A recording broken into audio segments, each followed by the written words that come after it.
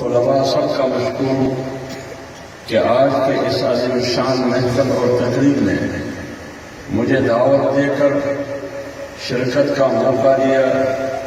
میں تہہ دل سے تمام دوستوں کا شکریہ ادا کرتا ہوں اور اس پروقار تقریب کے انعقاد پر ان کو مبارکباد دیتا ہوں۔ ساتھیوں نے محبت کے ساتھ عقیدت کے ساتھ استقبال کیا، عقیدت اور محبت کا عملاً مظاہرہ کیا، لہذا یہ میرے لیے عزت کا باعث ہے۔ اللہ تعالیٰ ان کی محنت کو اپنے دربار میں قبول فرمائے اور ہماری اللہ تعالیٰ سے دعا ہے کہ اللہ تعالیٰ آج کی اس اجتماع کو ہم سب کے لیے، یہاں کے رہنے والوں کے لیے نجات اور مغفرت اور کامیابی کا ذریعہ بنائے۔ میرے محترم بھائیوں اور دوستوں، چونکہ آج کا یہ اجتماع باقاعدہ جمعیت علماء اسلام کی ذیلی تنظیم اور تحصیل کے زیر اہتمام منعقد کیا گیا ہے اور یہاں جتنے بھی لوگ بیٹھے ہیں علماء کے علاوہ اکثر قبائلی لوگ ہیں اور قبائلی لوگوں کو، عوام کو ہمیشہ ورغلایا جاتا ہے اس بنیاد پر کہ ملک میں سیاست کرنا یہ مولوی کا کام نہیں ہے۔ مولوی کا سیاست سے کیا تعلق؟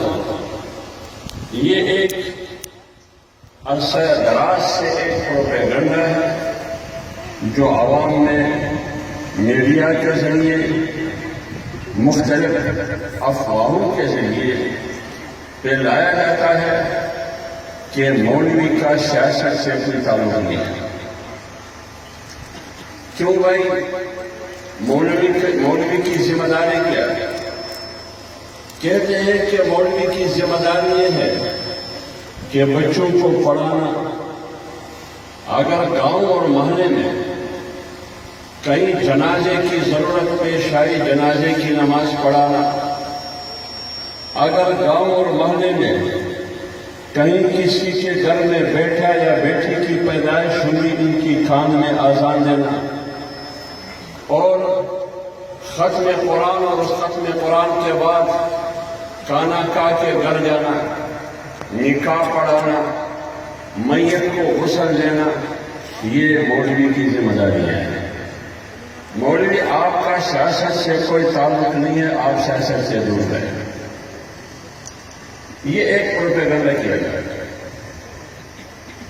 لیکن جب یہ پروپیگنڈا کام نہیں آیا، پھر یہ پروپیگنڈا شروع ہوا آج کے زمانے میں کہ مولوی سے دور رہنا، کیونکہ مولوی انتہا پسند ہے، مولوی شدت پسند ہے، اور پھر انتہا پسندی اور شدت پسندی کا نتیجہ دہشت گردی، قتل، غارت گری اور فساد ہوا کرتا ہے۔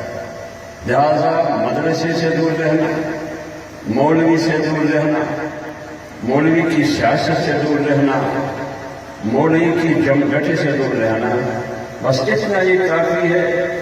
جو چند چیزیں ہیں جو میں نے بتائی، یہاں تک مولوی کو اپنے حدود میں رکھے، آگے مولوی کو رہبر اور رہنما بنا کے سیاسی قیادت کے طور پر یہ نہیں ہونا چاہیے۔ لیکن اگر آپ اسلامی تاریخ پر نظر ڈالیں، انبیاء کرام کی تاریخ پر نظر ڈالیں، میں جو کچھ کہہ رہا ہوں میں علماء کو نہیں کہہ رہا ہوں، میں عام لوگوں کو مخاطب کر کے بات کرتا ہوں، عام لوگوں کی زبان سے بات کرتا ہوں تاکہ سمجھ آ جائے لوگوں کو، کسی فلسفے اور منطق کی بات بھی نہیں کرتا۔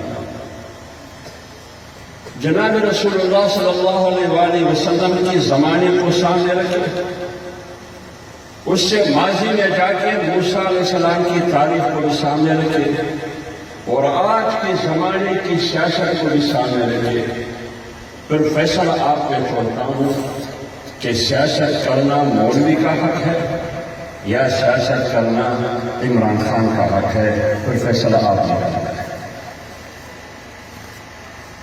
سیاست کرنا، قوم کی قیادت کرنا، یہ مولوی کا حق ہے یا زرداری کا حق ہے، یہ فیصلہ پھر آپ نے کرنا ہے۔ سیاست کرنا مولوی کا حق ہے، قوم کی قیادت کرنا علماء کا حق ہے یا میاں نواز شریف کا حق ہے، یہ فیصلہ پھر آپ نے کرنا ہے۔ جناب رسول اللہ صلی اللہ علیہ وآلہ وسلم نبوت سے پہلے، ذرا غور سے سنیے، اور میں بات کبھی کبھار جواب سوال بھی کرتا ہوں۔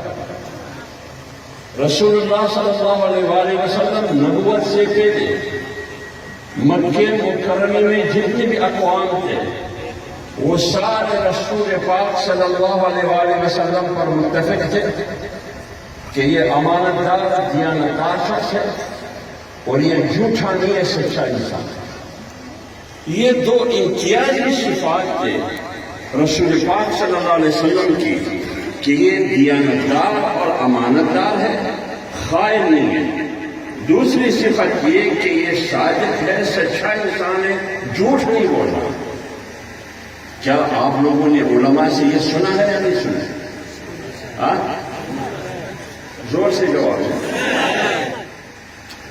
لیکن جب ایک موقع ایسا ہے کہ رسول اللہ صلی اللہ علیہ وسلم نے مکے کے تمام اقوام کو کوہ صفا کی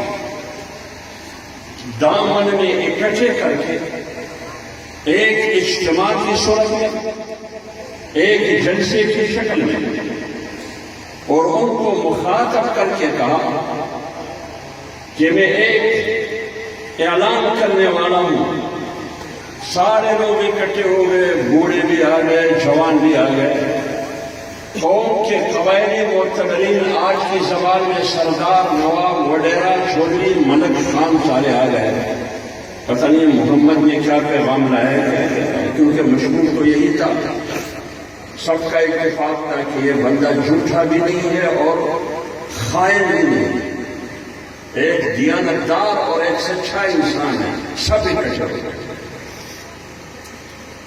تو ان کو مخاطب کر کے کہا کہ اگر میں یہ کہوں کہ اس پہاڑ کے اس طرف دشمن ہم پر حملہ آور ہے، آپ لوگ میری بات کو مانتے ہیں یا نہیں مانتے؟ سب نے کہا ہم مانتے ہیں۔ آج تک ہم نے آپ میں جھوٹ بولنا نہیں دیکھا اور خیانت کرتے ہوئے آپ کو نہیں دیکھا، کیسے نہیں مانتے؟ تو پھر کیا کہا؟ رسول اللہ صلی اللہ علیہ وسلم نے کہا تو پھر سنیے، بات یہ ہے کہ آج کے بعد ایک اللہ کی عبادت کرنی ہے اور میں اللہ کی طرف سے بھیجا ہوا رسول۔ آج کے بعد آپ لوگوں نے یہ کلمہ پڑھنا ہے، قولوا لا الہ الا اللہ محمد رسول اللہ لعلکم تفلحون۔ یہ ہے میرا نیا پیغام، یہ ہے تبدیلی کا نعرہ، یہ ہے انقلاب کے تصور، یہ ہے نئی دنیا، جس دنیا میں ہر خطے میں 5 خدا بن کے بیٹھے ہیں۔ ان خداؤں کے خلاف بغاوت کا اعلان کرنا ہوگا اس کلمے کے ذریعے کہ لا الہ الا اللہ، آج کے بعد ایک خدا کی عبادت کروں گا اور محمد اللہ کا بھیجا ہوا رسول ہے، اور اس یقین کے ساتھ کہ اسی میں کامیابی ہے، یہ فیصلہ کرنا ہوگا اور تمام خداؤں کے خلاف۔ اس کا مطلب یہ ہے کہ بھائی تمام خداؤں کو چھوڑنا ہوگا، ایک خدا کی طرف متوجہ ہو کے ان کی خدائی کو تسلیم کرنا ہوگا۔ جب یہ اعلان کیا تو وہاں کیا نعرہ لگا؟ وہی محمد جو کچھ لمحہ پہلے سارے اقوام متفق تھے کہ تم دیانتدار بھی ہو اور جھوٹا بھی نہیں ہو، وہی محمد اسی لمحے میں اسی اسٹیج پر اعلان کرتے ہیں لا الہ الا اللہ کا، تو اجتماع میں جو سب سے بڑا معتبر تھا، جو رشتے میں رسول اللہ صلی اللہ علیہ وسلم کا قریب بھی سمجھا جاتا تھا، انہوں نے اجتماع میں کھڑے ہو کے پیغمبر علیہ السلام کے خلاف مرداباد، ہلاکت اور تباہی کا نعرہ لگایا۔ تب بن رکھا یہ حال، تم تباہ ہو، تم برباد ہو، تم ہلاک ہو، تم نے اس لیے ہمیں جمع کیا تھا، اس لیے جمع کیا تھا، ہم نے تو سمجھا تھا کہ آپ کیا نہیں خوشخبری سنائیں گے۔ اب وہی شخص ہے جو ایک لمحہ پہلے سب متفق تھے اس پر کہ یہ بندہ امانتدار اور سچا انسان ہے، لیکن جب لا الہ الا اللہ کی بات کی مخالفت شروع ہو گئی۔ اور آج اگر مولوی یہ فیصلہ کرے، آج اگر علماء یہ فیصلہ کرے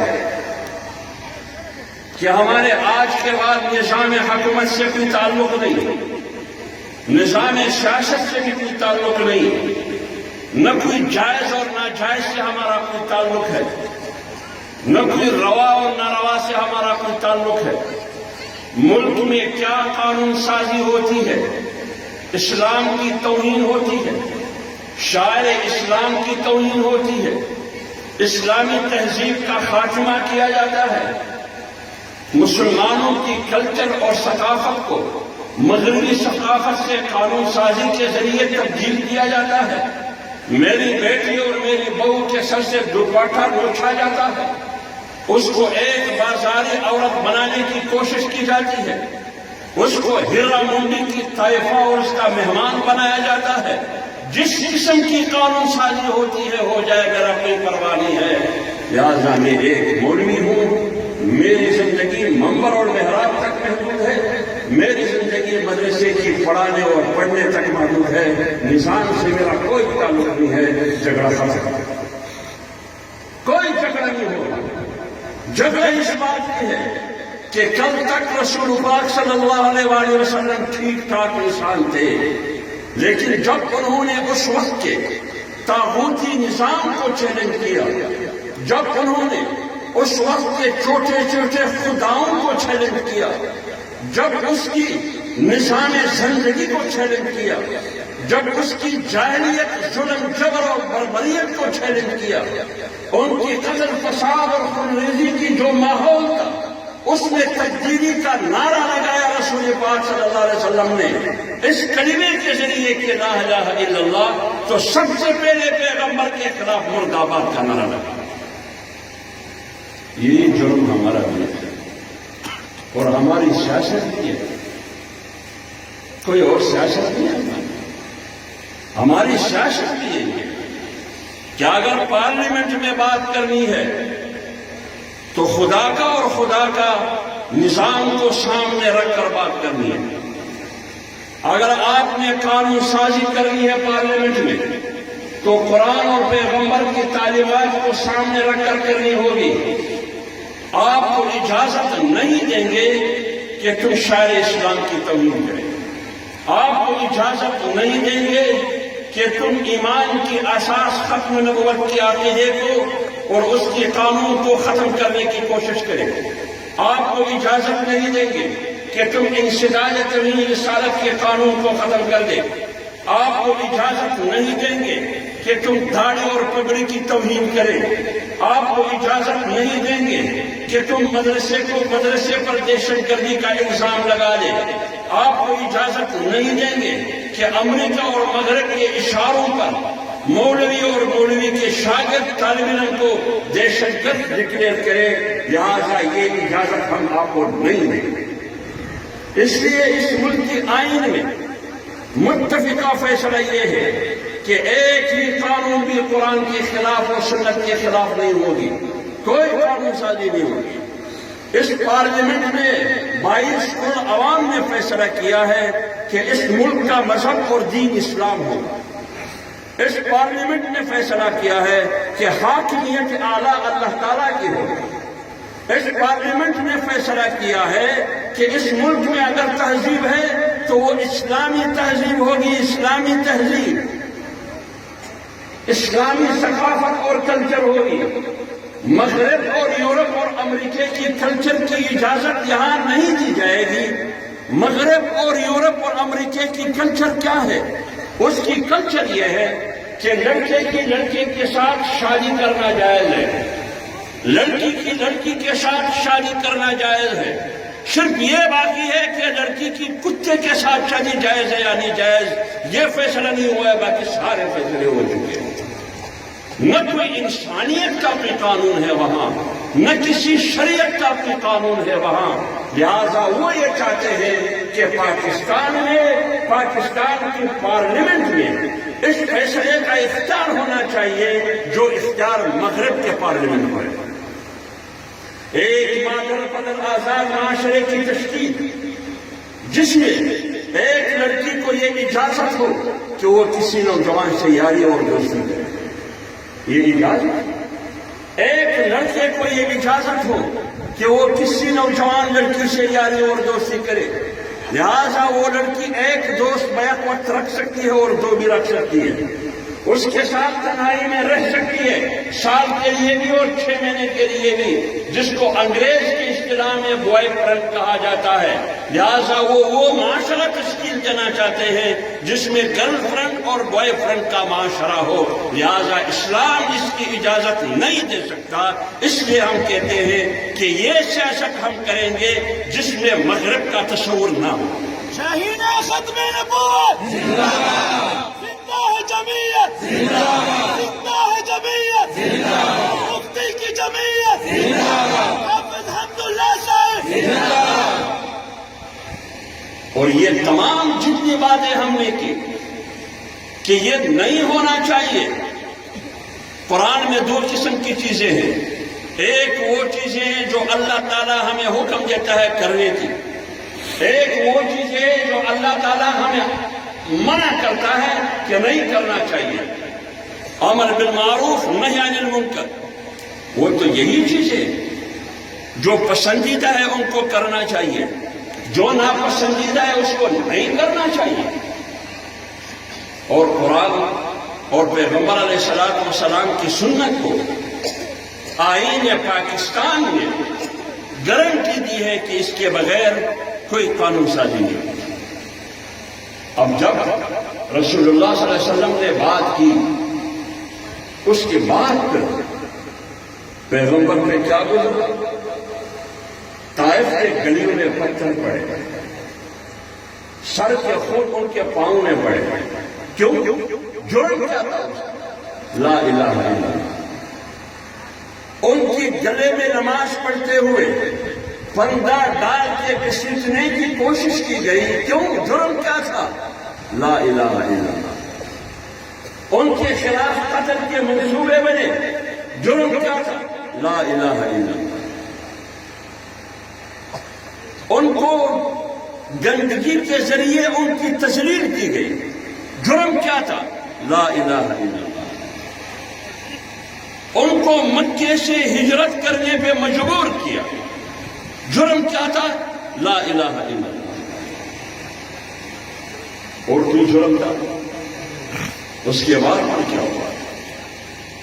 مکے کے تمام اقوام اکٹھے ہو کے، مکے کی تمام اقوام اکٹھے ہو کے، جیسے آج کا اقوام متحدہ 7.5 ارب کی دنیا میں تقریباً سینکڑوں ممالک ہے، جنرل اسمبلی میں ان سب کی نمائندگی ہے، ہر ملک کی نمائندگی ہے، پاکستان کی نمائندگی ہے، افغانستان کی نمائندگی ہے، نائجیریا اور یوگنڈا جیسے ممالک کی بھی نمائندگی ہے، جتنی بھی ممالک ہیں۔ اس جنرل اسمبلی کو دیکھ کر اور اس اجتماع کو دیکھ کر، اس اتحاد کو جو پیغمبر کے زمانے میں اس کی اکٹ پیغمبر کے خلاف ہوا، کس بات پر؟ اس بات پر ہوا کہ محمد کا راستہ کس طرح روکنا ہے، اس بات پر کہ محمد اور قوم کے درمیان نفرت کیسے پیدا کرنی ہے. کس بات پر یہ اکٹھ ہوئی؟ اس بات پر کہ قوم اور محمد کو ایک دوسرے سے دور رکھے. ایک ایسا ثابتہ اور فارمولہ اور پروپیگنڈا طے کیا جائے تاکہ قوم اور محمد کا کوئی ناطہ نہ ہو. تو اجتماع کا انعقاد ہوا. اس وقت کے ولید بن مغیرہ کی سربراہی رائے آئی. ان کے مطابق نعوذ باللہ کہ یہ تو ایک نئی مصیبت ہے، اب اس کا راستہ کس طرح روکنا ہے. تو اجتماع میں ایک کھڑے ہو کے انہوں نے کہا کہ اگر ہم نے قوم اور محمد کو ایک دوسرے سے دور رکھنا ہے، ان کے درمیان نفرت اور دوری پیدا کرنی ہے، تو ہم اقوام کو یہ کہیں گے، مکے کے اقوام کو، رہنے والوں کو، کہ یہ محمد جادوگر ہے. لیکن اس رائے سے جو تجربہ کار اور عمر رسیدہ ولید بن مغیرہ تھے، انہوں نے اتفاق نہیں کیا.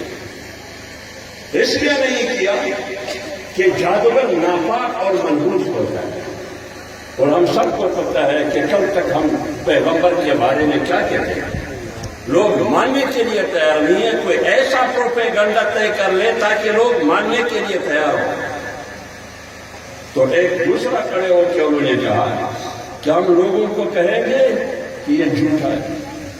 ان ھذا لساحر کذاب، یہ جھوٹا ہے. ہم لوگوں کو کہیں گے کہ یہ جھوٹ بول رہا ہے، یہ نبی نہیں ہے. پھر ولید نے کہا کہ نہیں، لوگ نہیں مانیں گے. کل تک تو ہم خود کہتے تھے کہ یہ سچا انسان ہے، آج کیسے ہم لوگوں سے منوائیں گے کہ یہ جھوٹا ہے؟ اس پر بھی اتفاق نہیں ہوا. تو سب نے پھر ولید کو کہا کہ آپ کا تجربہ بھی زیادہ ہے، آپ عمر میں بھی بڑے، پھر آپ رائے دیں کیا ہونا چاہیے، اس پر غور کریں. ولید نے کہا مقصد تو یہ ہے کہ ہم نے قوم اور ان کے درمیان دوری پیدا کرنی، نفرت پیدا کرنی، تاکہ پیغمبر اور قوم کا ناطہ ایک دوسرے کے ساتھ توڑ دے، اور قوم ان کی باتوں میں نہ آ جائے کہ یہ اللہ کا کلام ہے. بات یہ ہوگی کہ آج کے بعد ہم یہ کہیں گے کہ محمد کے سننے کے لیے کوئی نہ جائے. جہاں بھی وہ آئیے، ان کی باتوں میں، ان کی محفل میں شریک نہیں ہونا، ان کی مجلس میں شریک نہیں ہونا، ان کی باتوں کو نہیں ماننا. کیوں؟ سوال کریں گے لوگ کیوں؟ تو آپ جواب میں یہ کہے اگر ان کے محفل میں شریک ہوں گے، ان کی باتیں سنیں گے، تو معمولی سا نقصان یہ ہوگا، باپ بیٹا کا نہیں رہے گا، بیٹا باپ کا نہیں رہے گا، ہمسایہ ہمسایہ کا نہیں رہے گا. کیا مطلب اس کا؟ اس کا مطلب یہ ہے کہ لڑائی ہوگی، جھگڑا ہوگا، فساد ہوگا، ایک دوسرے سے جنگ اور جدل اور خونریزی ہوگی. ایک بھائی کلمہ پڑھے گا، دوسرا نہیں پڑھے گا، تو گھر میں لڑائی ہے. باپ کلمہ پڑھنے کے لیے تیار ہے، بیٹا تیار نہیں ہے. ابوبکر صدیق رضی اللہ تعالیٰ عنہ کلمہ پڑھنے کے لیے تیار ہے، بیٹا عبد الرحمن ہے، وہ کلمہ پڑھنے کے لیے تیار نہیں ہے. حضرت عمر فاروق رضی اللہ تعالیٰ عنہ پیغمبر کے قتل کے رکنے کے لیے نکلے، لیکن گھر میں اس کی بہن قرآن پڑھ رہا ہے، وہ کلمہ پڑھ رہا ہے. تو یہ لوگ بتائے گی. تو اس کا معنی یہ ہے کہ نعوذ باللہ محمد اس مقصد کے لیے نہیں ہے کہ قوم میں وحدت پیدا کرے، قوم میں اتفاق پیدا کرے، قوم میں امن پیدا کرے. محمد کی ایجنڈے کا مقصد یہ ہے کہ قوم منتشر ہو، قوم میں وحدت نہ ہو، قوم میں انتشار ہو، قوم میں فساد ہو. کیوں؟ جب ایک کلمہ پڑھے گا دوسرا نہیں پڑھے گا تو لڑائی ہوگی، محلے میں لڑائی ہوگی، گھر میں لڑائی ہوگی، گاؤں میں لڑائی ہوگی، گاؤں کے ساتھ لڑائی ہوگی، پھر اقوام کی لڑائی ہوگی. کیا آپ لوگ یہ انتشار چاہتے ہیں؟ نہیں. کیا آپ لوگ بے اتفاقی اور نفاق چاہتے ہیں؟ نہیں. آپ لوگ قتل اور غارت گری اور فساد چاہتے ہیں؟ نہیں. تو نہیں چاہتے ہیں تو محمد سے دور. اب آپ بتائیے دنیا کے تمام ممالک نے ایک بات پر اتفاق کیا ہے کہ اگر امن چاہتے ہو تو اسلام سے دور رہو، اگر امن چاہتے ہو تو مولوی سے دور رہو، اگر امن چاہتے ہو تو مدرسے سے دور رہو، اگر امن چاہتے ہو تو دین سے دور رہو۔ کیوں؟ اسلام انتہا پسندی کا مذہب ہے۔ نعرہ تکبیر! اللہ اکبر! نعرہ تکبیر! کیوں؟ اسلام شدت پسندی کا مذہب ہے۔ کیوں؟ اسلام دہشت گردی کا مذہب ہے۔ اور یہی بات مکے کے اقوام کرتے تھے یا نہیں کرتے تھے؟ کرتے تھے وہ، اور یہی بات مدرسے کے بارے میں بھی کہا جاتا ہے، یہی بات مولوی کے بارے میں بھی کی جاتی ہے، یہی بات مدرسے کے طالب علم کے بارے میں بھی کی جاتی ہے، یہی بات ان مسلمانوں کے بارے میں بھی کی جاتی ہے جو 5 اور 100 روپے کے ذریعے مدرسے کی مالی مدد کرتے ہیں کہ یہ دہشت گردوں کی سہولت کار ہے، اس کے بارے میں بھی کہا جاتا ہے۔ کوئی فرق ہوا آج کے زمانے میں اور کل کے زمانے میں؟ فرق ہے؟ نہیں ہے۔ اس زمانے میں بھی پوری اقوام پیغمبر کے خلاف ایک سٹیج پر تھے۔ اس زمانے میں جرم کیا تھا؟ لا الہ الا اللہ۔ آج بھی جنرل اسمبلی اور اقوام متحدہ کی صورت میں پوری اقوام ایک پیج پر ہے، ایک ہی جھنڈے پر متفق ہو کے کیا اگر دنیا میں امن چاہتے ہو تو مدرسے اور مولوی کو ختم کر دو، اگر دنیا میں فساد ختم کرنا چاہتے ہو تو اسلامی انتہا پسندی کو ختم کرنا ہوگا، اگر دنیا میں امن چاہتے ہو، خونریزی نہیں چاہتے تو دہشت گردی کو ختم کرنا ہوگا۔ دہشت گردی کہاں ہے؟ دہشت گردی اسلام میں ہے۔ دہشت گردی کہاں ہے؟ دہشت گردی مسلمانوں میں ہے۔ دہشت گردی کہاں ہے؟ دہشت گردی مولویوں میں ہے۔ دہشت گردی کہاں سے پنپ رہی ہے؟ مدرسے سے پنپ رہی ہے، لہذا اس کا راستہ روکنا ہوگا۔ یہ آج کی لڑائی نہیں ہے۔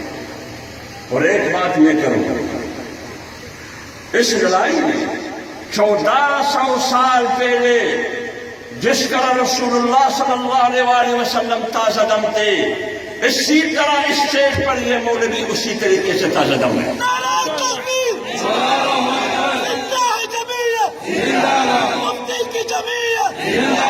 شاہین ختم نبوت! آج میں آپ کے گولیاں ختم ہو جائیں گی، آپ کی بمبار تیارے اور جہاز ختم ہو جائیں گے، آپ کی ٹینک اور ٹینک کی گولیاں ختم ہو جائیں گی، لیکن وہ قوم جو اسلام پر مر مٹنا چاہتی ہے وہ قوم ختم نہیں ہوگی، اور مولوی بھی ختم نہیں ہوگا، مدرسہ بھی ختم نہیں ہوگا۔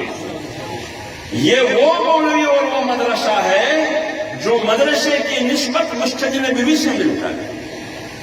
جب تک مسجد نبوی ہے مدرسہ رہے گا۔ یہ وہ مولوی ہے جس کی نسبت رسول اللہ سے ملتا ہے۔ جب دنیا میں رسول اللہ کا نام زندہ ہے تو مولوی بھی زندہ رہے گا۔ یہ وہ مولوی ہے جس کا پیغام اسلام ہے۔ جب تک دنیا میں اسلام رہے گا مولوی بھی رہے گا، اور جب تک دنیا میں مولوی رہے گا دنیا رہے گی۔ جب مولوی ختم ہو جائے گا دنیا بھی ختم ہو جائے گا۔ کیوں؟ مولوی کے بغیر اسلام ہے نہیں، مدرسے کے بغیر اسلام ہے۔ کہتے ہیں قیامت کی علامت یہ ہے کہ دین اور اسلام اور علم اور قرآن کو اٹھا دیا جائے گا۔ وہ کیسے اٹھائے گا؟ مولوی ختم ہو، لیکن مولوی ختم نہیں ہوگا۔ کیوں؟ اللہ نے وعدہ کیا ہے اِنَّا نَحْنُ نَزَّلْنَا الذِّكْرَ وَإِنَّا لَهُ لَحَافِظُونَ۔ وہ کہتے ہیں کہ دین ہمارا ہے، اللہ فرما رہا ہے دین ہمارا ہے، یہ ذکر، یہ دین، یہ قرآن میرا ہے، اور اس کا محافظ اور چوکیدار میں ہوں، اور اس کے لیے جان نثاروں کا لشکر میں نے پیدا کرنی ہے جس کے ذریعے میں اسلام اور دین کی تحفظ کروں گا۔ یہ ہے لڑائی۔ پیغمبر کے خلاف بھی یہ قوتیں ایک تھی، آج بھی پوری دنیا کی قوتیں آپ کے خلاف ایک ہے، لیکن ہم نے فیصلہ کرنا ہوگا کہ ہم نہ خوف میں آئیں گے نہ لالچ میں آئیں گے۔ کیوں؟ ہم جناب رسول اللہ صلی اللہ علیہ وسلم کی امتی اور وارث ہیں۔ پیغمبر علیہ السلام کے اقربا اور بڑوں کے پاس مکے کے کفار نہیں آئے، مشرکین بڑے بڑے معتبرین نہیں آئے، اور کہا گیا کہ بھتیجے کو روکو، کہا گیا کہ بھتیجے کو روکو، کیا چاہتے ہیں آپ کا یہ نوجوان بھتیجا؟ ان کی چاہت کیا؟ زر ہے یا زن ہے؟ کون سی چیز چاہتے ہیں؟ جو بھی چاہتے ہیں ہم تیار ہیں دینے کے لیے، لیکن یہ لا الہ الا اللہ چھوڑ دینا چاہیے۔ لیکن انہوں نے کہا اگر نہیں چھوڑنا چاہتے سن لے، اگر آپ کا بگیچہ یہ رویہ اور یہ روش نہیں چھوڑنا چاہتے پھر نتائج کے لیے تیار ہو، پھر گھنا نہیں کرنا، شکوہ نہیں کرنا۔ اپنے بڑوں نے رسول اللہ صلی اللہ علیہ وسلم کو مکے کے معتبرین کا پیغام دے دیا کہ آج میرے پاس مکے کے اقوام کے تمام معتبرین آئے، انہوں نے یہ کہا بیٹے آپ کی کیا رائے ہے؟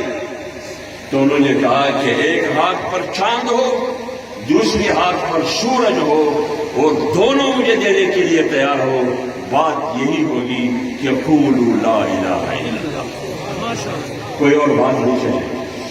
کیوں؟ جب ایک بار ہم نے اللہ تعالیٰ سے بندگی اور غلامی کا اعتراف کیا پھر کسی اور خدا کا کوئی تصور نہیں ہے، کوئی تصور نہیں ہے۔ پھر لا الہ کا معنی یہ ہے کہ ایک خدا کی غلامی کرنی ہے، باقی تمام خداؤں کے خلاف بغاوت کا اعلان کرتے ہیں۔ ایاک نعبد کا معنی یہ ہے کہ میں کسی خدا کو خدا کے علاوہ نہیں مانتا، لیکن اس خدا کو جس طرح میں مسجد میں مانتا ہوں، جس خدا کو میں مدرسے میں مانتا ہوں، جس خدا کو میں روزہ رکھتے ہوئے مانتا ہوں، جس خدا کو میں حج ادا کرتے ہوئے مانتا ہوں، اس خدا کو تجارت میں بھی مانتا ہوں، اس خدا کو کاروبار زندگی میں بھی مانتا ہوں، اس خدا کو پارلیمنٹ میں بھی مانتا ہوں، اس خدا کے دنیا، اس خدا کو اور اس کے نظریے کو، اس کے دین کو دنیاوی امور میں بھی مانتا ہوں۔ یہ نہیں ہو سکتا کہ خدا تو ہے مسجد میں لیکن مسجد سے باہر میں خدا کا کوئی تصور نہیں ہے، یہ ہو سکتا ہے؟ نہیں ہو سکتا۔ پھر تو اس کا مطلب یہ ہے کہ خدا مسجد میں ہے لیکن مسجد سے باہر خدا کا کوئی تصور نہیں ہے، پھر تو خدا ایک نہیں ہوا، پھر تو خدا کتنے ہوئے؟